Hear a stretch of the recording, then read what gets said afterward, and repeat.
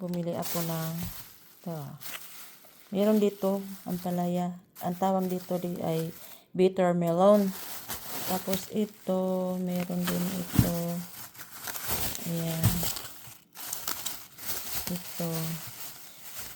Ito siya, $2. Pag nga reject, mga reject ba?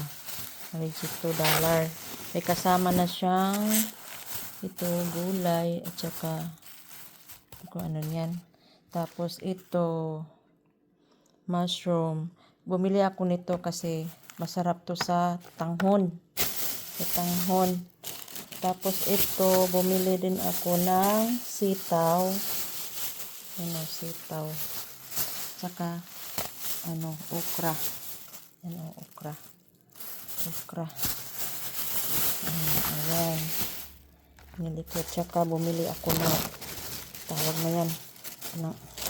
Yung tuna. Ano ba to? Tuna ba to? Salmon. Bumili ako salmon. Yung buto siya na salmon. Pero, marami siyang laman. Marami naman siyang laman. Yun, magkano to? $3. Ayan presyo, $3. Ayan. Ito yung binili ko. Ngayon, ang lahat ng presyo na binili ko ay